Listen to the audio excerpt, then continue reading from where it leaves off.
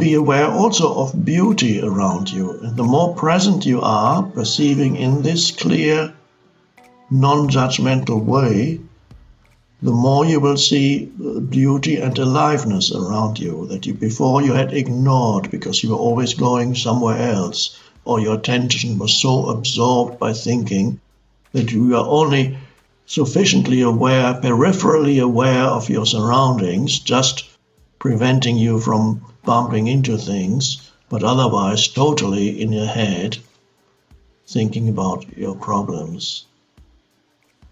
So you get out of that into presence, and so the balance comes into your life. So make it a practice to perceive things in that state of alert presence. And another little, very helpful, perhaps it is a kind of technique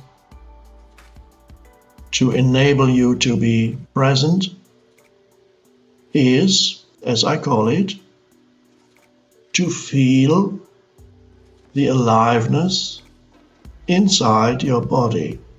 That sounds perhaps a little strange if you haven't heard this before. What do you mean, feel the aliveness in your body? Well,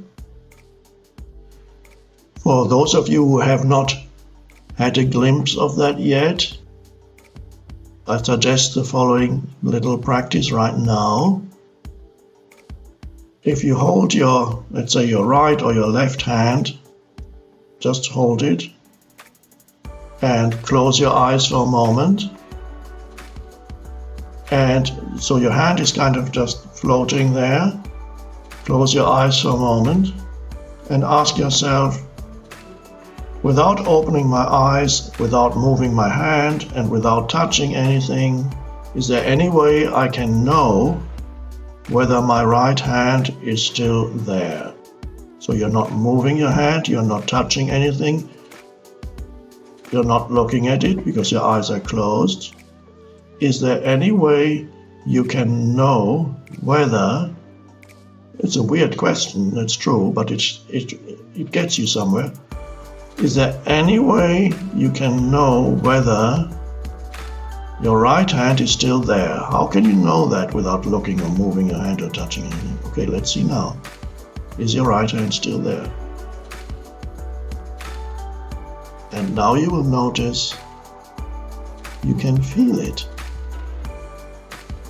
You can feel it. You can feel its presence from the inside. At first it's very subtle,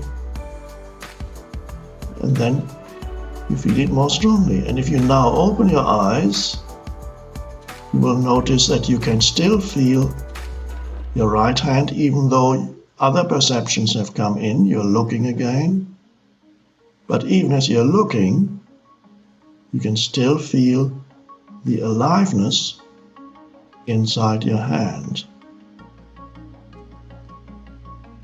That takes some of your attention away from continuous thinking. I would now recommend that you expand that a little, and even without closing your eyes now, see if you can feel the energy in both your hands at the same time. Or if you like, close your eyes for a few seconds, and then you might notice it gets a little stronger, that feeling. Undoubtedly, your hands are alive. There is an aliveness in there. Of course there is, because that's what keeps the body going. If that aliveness leaves, the molecules and atoms that make up your hand would very quickly depart. They would not be together anymore, and that would be the end of your body. So what holds your body together, there is an energy there that is the organizing principle behind the physical form of the body. It's invisible, and scientists haven't found it yet. Because the only way you can find it is not by looking outside, but by introspection, by looking within. So you can sense the energy in your hands. That's okay, that's good. That takes some of your attention away from thinking. It brings you a little bit more into the present moment. And then you might want to experiment, see, if I can feel my hands, perhaps I can also feel the energy in my feet. So your attention goes, you direct your attention there, it goes there. Are my feet still there? Yes, perhaps not as strong a feeling as the hands, but yes, you can feel your feet too. So initially you can just play around with that a little bit and hold that attention for a couple of minutes in your feet and your hands, and see if you can feel your feet and your hands simultaneously, like now. And it's quite pleasant. And you may notice right now, as you're aware of the energy in your feet and your hands, and you keep your attention there, there isn't that much attention left for thinking.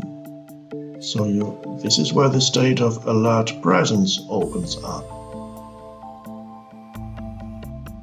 And then you may notice a little bit the rest of the body.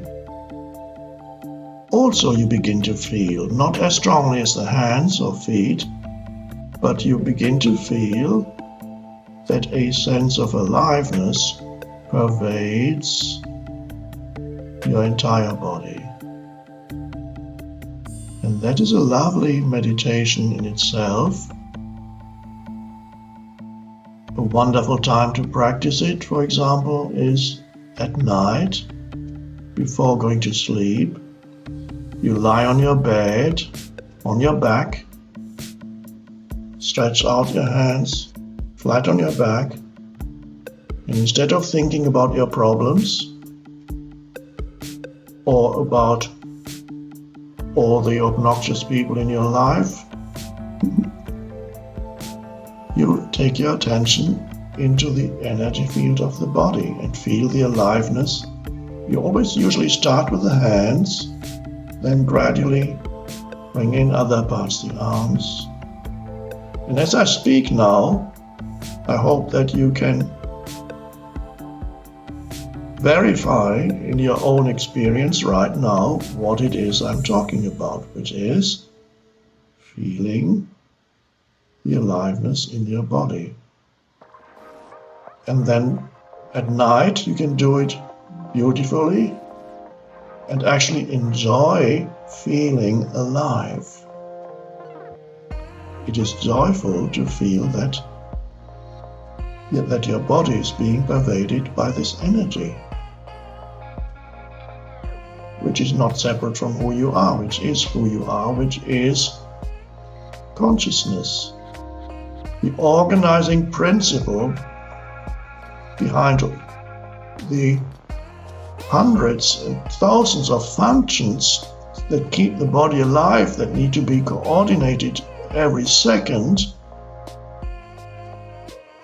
that is of such vast complexity that even now, with all the advances we've made in science, we only understand a tiny fraction of how the body actually works. There is an expression of vast intelligence behind it. That is the organizing principle behind the body. And so to get in touch with that deeper intelligence is a wonderful thing. And then you realize when you enter the state of presence, you become present with your entire body. Every cell feels more alive.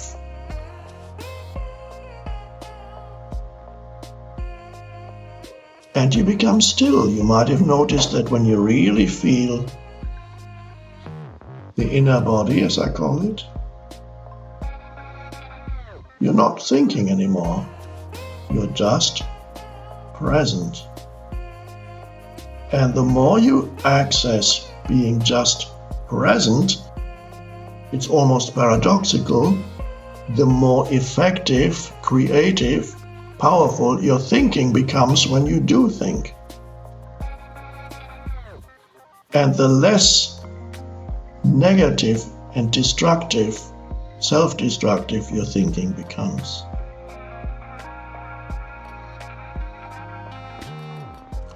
So we are talking about finding the intelligence, the deeper intelligence within you.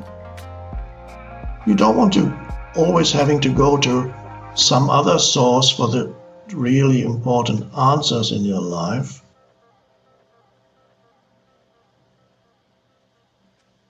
Please tell me, I need to know this or that.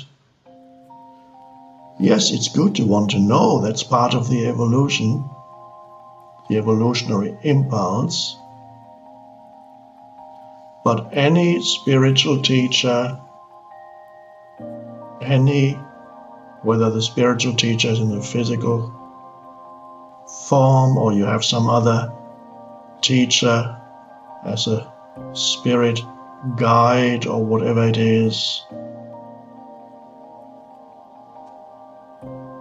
any true teacher will teach you, show you, demonstrate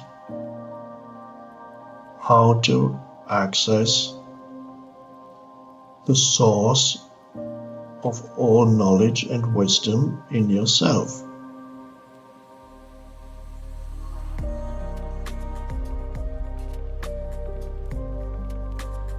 So that's what this evolution is about.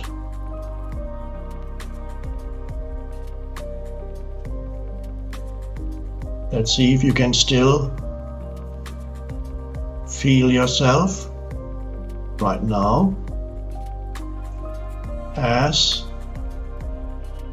that alive presence. Your entire body is this being.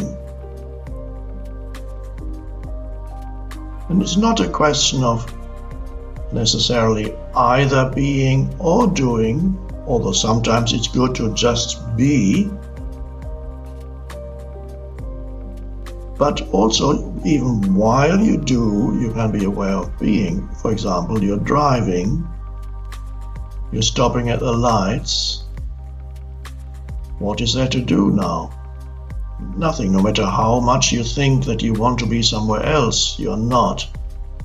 Why not use that opportunity whenever there's a red light and you stop your car if you drive, or if you're a pedestrian, you stop at the stand, you stop walking at the light. Use those moments, or that one moment, and feel the aliveness in your body and feel their presence. Whenever you're waiting for something, and it's amazing how much time we actually spend waiting. Oh, but I read the other day that they figured out in the average person's life who drives between the age of 20 and 70 or whatever, that person spends several days of his or her life waiting in the car at the red light. If you add it all up, it makes up several days of this person's life. And then you have many other occasions when you wait for the elevator. Why not use all these waiting times? You wait in line at the supermarket, you wait in line at the airport. Instead of complaining in your head that you would rather not be waiting, or how inefficient these people are, and this creates negative emotion, doesn't make your life more pleasant. Instead of that, just be aware of the aliveness in your body and bring your attention into just this moment. Be comfortable with this moment. You feel alive inside, and you can look around at the aliveness outside. People doing this, doing that, traffic moving there, and you can actually enjoy the world. It's miraculous. All these life forms that continuously appear and dance their dance for a little while to be replaced by other life forms. But it's all the expression of one underlying consciousness, one life, taking on many forms. But your true identity is that one life. Life is one. But there is no need to believe that, because then it's only just another belief, which you can say, oh no, somebody else is not one. Okay, so it's not a belief. When you get still and present, without losing alertness, in fact gaining more alertness, then you are in touch with the oneness, the one. And that is the source of all life that has form, because that is formless. What you call that one life is up to you. Universal intelligence, the one, God,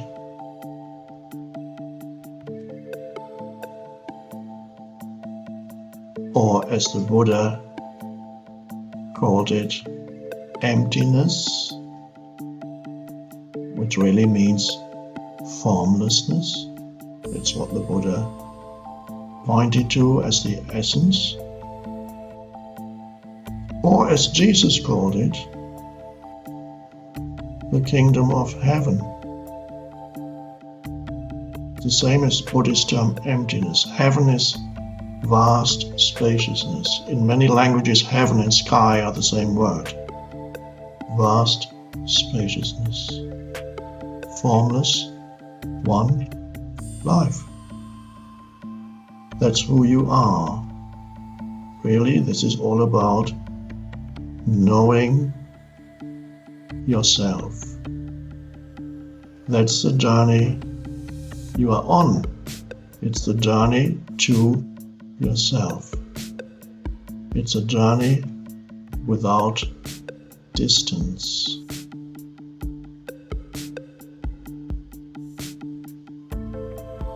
And I thank you for joining us, and I wish you well on your journey. It's a wonderful adventure.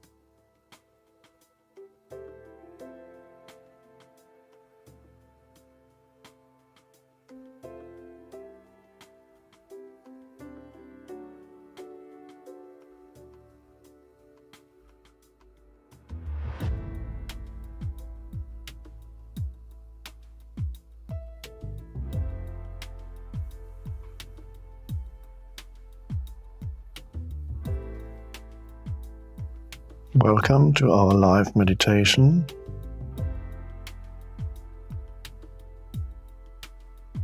We're only interested in one thing here for our live meditation, and that is to sit together,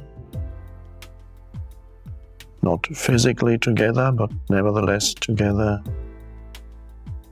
in presence. Thinking is not important here.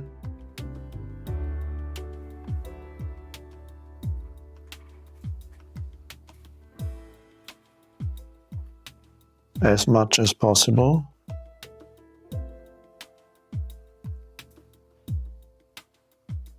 let go of thinking without any effort.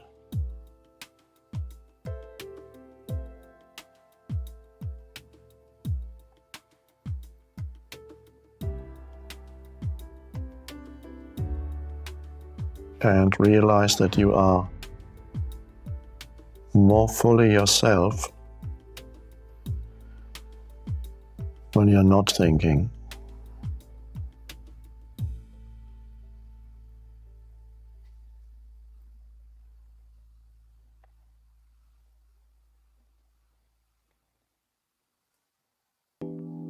And when you're not thinking, you can realize what being is, what it means to be.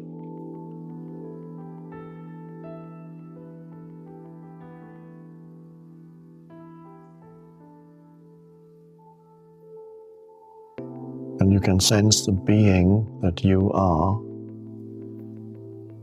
which can be expressed as the first person singular of the verb to be, I am.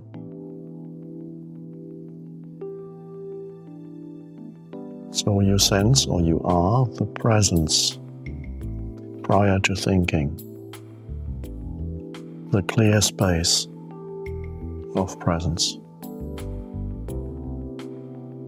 That's why we're here, to be that, to realize that we are that.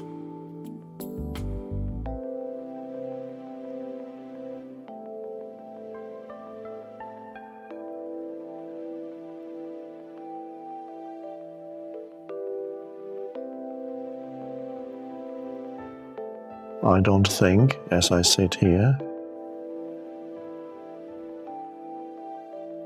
The words just come out of the stillness. There's no thinking prior to the words. And as soon as a word has been uttered, there's just presence or stillness. So you can join me in that.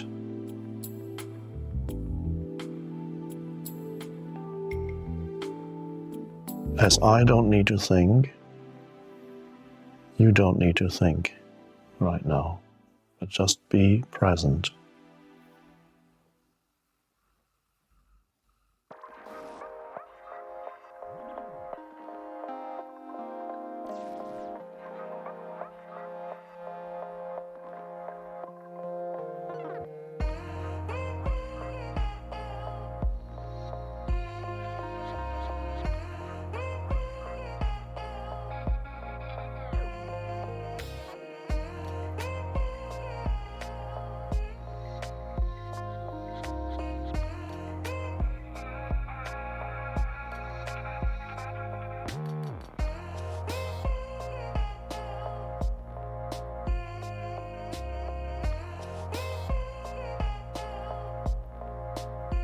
The great teacher Ramana Maharshi,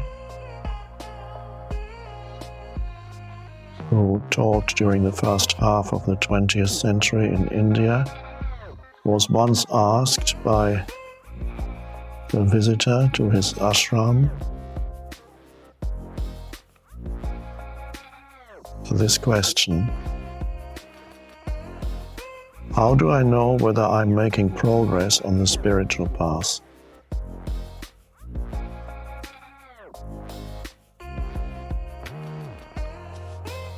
And he said, the degree of absence of thought is the only true criterion for your progress on the spiritual path.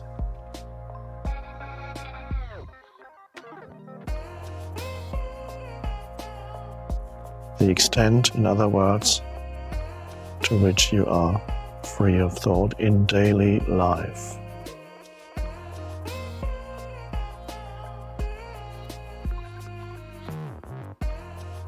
still able to use thought whenever it's needed, perfectly,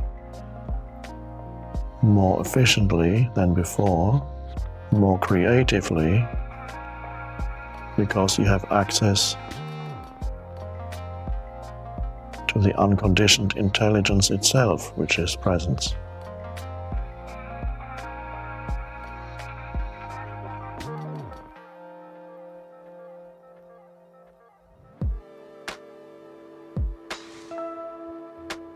How long you can sit in meditation, formal meditation, is not a good criterion for progress on the spiritual path, but to what extent presence comes into your daily life.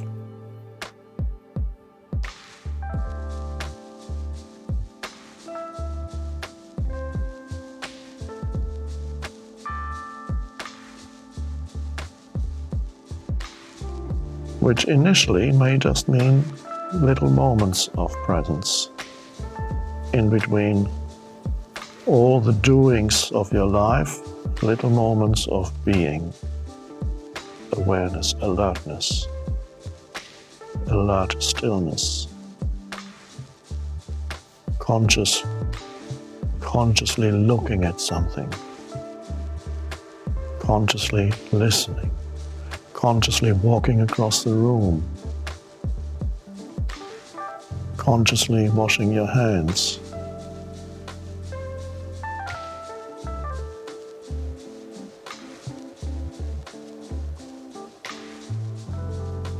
which does not mean when you walk across the room you're thinking, I am now crossing the room. Or when you look at something, I'm now looking at that tree, that you're not present yet.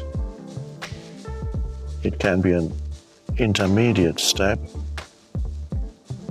but the actual presence is when there's no background commentary.